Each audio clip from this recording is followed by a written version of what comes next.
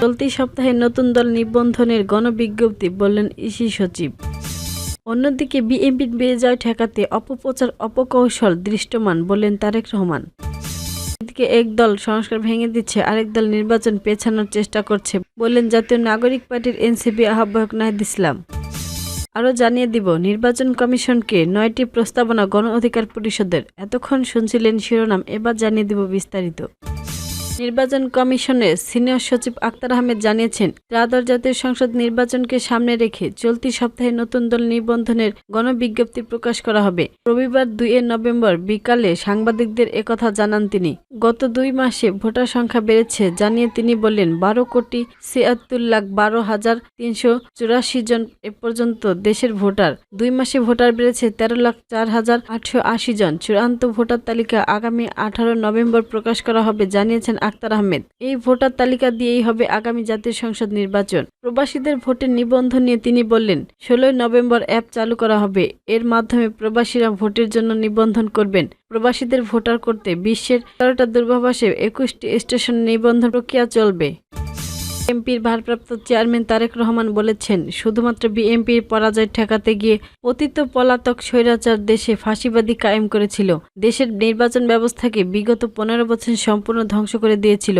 উদ্বেগ ও আশ্চর্যের বিষয় হচ্ছে, ফাঁসিবাদী মুক্ত বাংলাদেশে বর্তমান বিএনপির বিজয় ঠেকাতে সংবদ্ধ অপপ্রচার ও অপকৌশল দৃশ্যমান হতে শুরু করেছে। রবিবার গুলশানের লেকশোর হোটেলে বিএনপির প্রবাসী সদস্যদের জন্য অনলাইন পেমেন্ট গেটওয়ে কার্যক্রমের উদ্বোধন অনুষ্ঠানে ভার্চুয়ালি যুক্ত হয়ে প্রধান অতিথির বক্তব্যে তিনি এসব কথা বলেন। তারেক রহমান বলেন, আমি বিশ্বাস করি বাংলাদেশ জাতীয়তাবাদীতে বিশ্বাস, প্রত্যেক মানুষ ঐক্যবদ্ধ থাকবে। বিএনপিকে কোনোভাবেই জনগণ থেকে বিচ্ছিন্ন করতে পারবে না। পতিত পলাতক স্বৈরাচার শাসনামলে জনগণের নির্বাচনের প্রতি কোনো আগ্রহ ছিল না জানিয়ে তিনি বলেন, বর্তমান অন্তর্বর্তীকালীন সরকারের আমলে কোনো সময় জনমনে প্রশ্ন বাড়ছে, যথাসময়ে কি নির্বাচন হবে? নির্বাচন অনুষ্ঠিত হয়ে গণমনের সৃষ্টি সঞ্চয় সন্দেহ গণতন্ত্র উত্তরণের পথকে হয়তোবা সংকটপূর্ণ করে তুলতে পারে। তিনি আরো বলেন, একটি শক্তিশালী গণতান্ত্রিক দল হিসেবে বিএনপি শুরু থেকেই ফাঁসিবাদী বিরোধী যাতে ঐক্য বজায় রাখার স্বার্থে সর্বোচ্চ ছাড় দিয়ে একাধিকে গণতান্ত্রিক রাজনৈতিক দলগুলোর সঙ্গে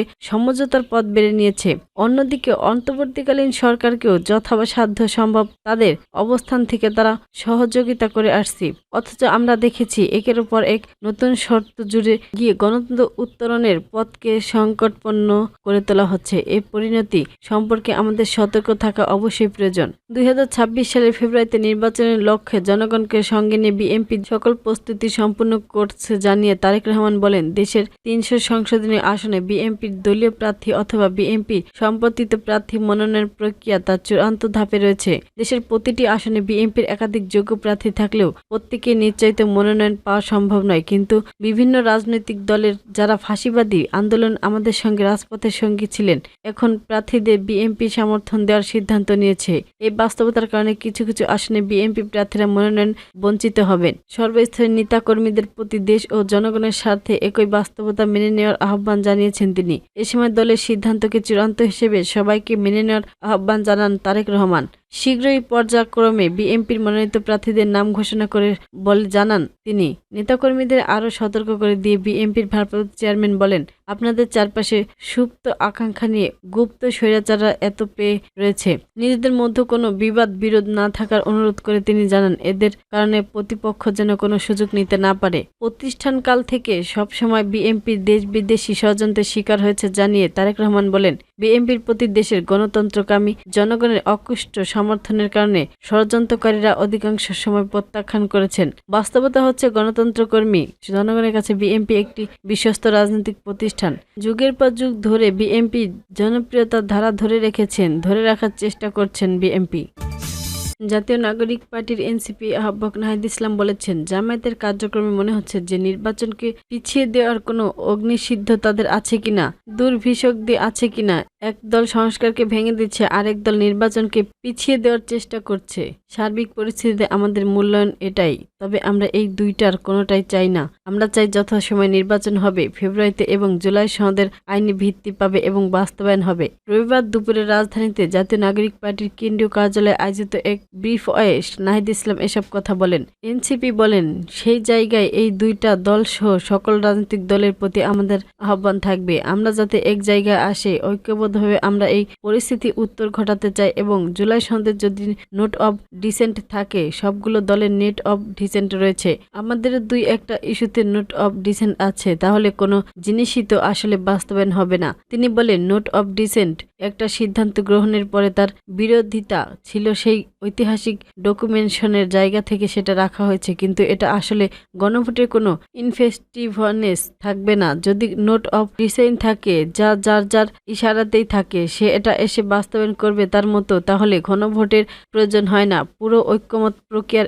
এতদিন সেন্টারও কোনো প্রয়োজন হয় না। নাহিদ ইসলাম বলেন, ৩০০ আসনে ধরে এগোচ্ছিল, ঢাকা থেকে আমি দাঁড়াবো, আর কে কোনো আসনে দাঁড়াবে আমার প্রার্থী তালিকা এই মাসে নিতে পারে। গণভোটের বিষয়ে তিনি বলেন, গণভোট নির্বাচনের দিনও হতে পারে, নির্বাচনের আগেও হতে পারে, তবে এটাই মূল বিষয় নয়। এটি আগে থাকলেও ভালো, কিন্তু সমস্যা থাকলে নির্বাচনের দিনও করা যেতে পারে, এটাই মূল বিষয় নয়। আদেশ জারি করা ও বাস্তবায়ন করাটা মূল বিষয়। জুলাই সনদ কথাকথিত প্রেসিডেন্ট যিনি আছেন, অর্থাৎ প্রেসিডেন্ট অফিস থেকে জারি হলে এই জুলাই সনদের আইনি ও রাজনৈতিক ভিত্তি তৈরি করা হবে। তাই জুলাই সনদ প্রধান উপদেষ্টা ডক্টর মোহাম্মদ ইউনূসকে জারি করতে হবে। এনসিপির এই নেতা বলেন, আওয়ামী লীগ ও জুলুম করেছেন, তাতে ভারতের প্রত্যক্ষ ও পরোক্ষ মদক আছে। বাংলাদেশের উপর ভারতের প্রভাব বিস্তারের চেষ্টা থেকে বিরত থাকতে হবে। ভারতকে জুলাইয়ের স্বীকৃতি দিতে হবে। বাংলাদেশের সঙ্গে সমমর্যাদার সম্পর্কে যেতে হবে।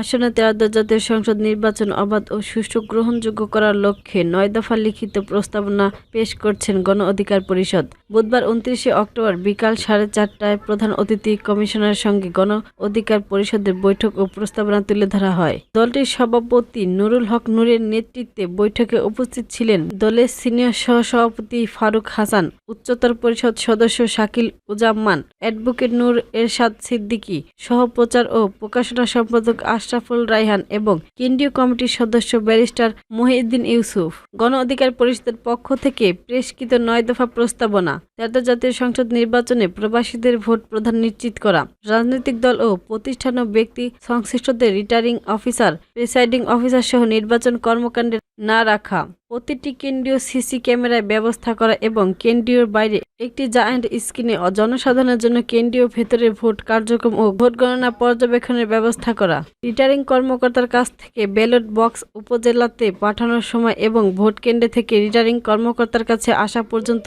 সাক্ষণিক প্রার্থীদের এজেন্টদের সঙ্গে রাখা, ভোট কেন্দ্রে সাংবাদিকদের প্রবেশাধিকার নিশ্চিত করা এবং কেন্দ্র দখল ও জাল ভোটের অভিযোগ থাকলে ভোট গ্রহণ বন্ধ করা। কোনো প্রার্থীর সমর্থকরা অন্য নির্বাচিত প্রার্থীর সমর্থকদের নির্বাচনী কাজে বাধা প্রদান, ভয়ভীতি প্রদর্শন করলে তথ্য প্রমাণের ভিত্তিতে ব্যবস্থা গ্রহণ করা। বিগত ৩টি ২০১৪, ২০১৮, ২০২৪ নির্বাচনে নির্বাচিত দায়িত্ব পালন করছে এমন কোনো কর্মকর্তাকে নির্বাচনী দায়িত্ব প্রদান থেকে বিরত রাখা। বর্তমান অন্তর্বর্তীকালীন সরকারের কোনো উপদেষ্টা আগামী ত্রয়োদশ জাতীয় সংসদ নির্বাচনে অংশগ্রহণ করতে পারে না এমন বিধান যুক্ত করা। তফসিলের পর প্রশাসনকে ঢেলে সাজানো।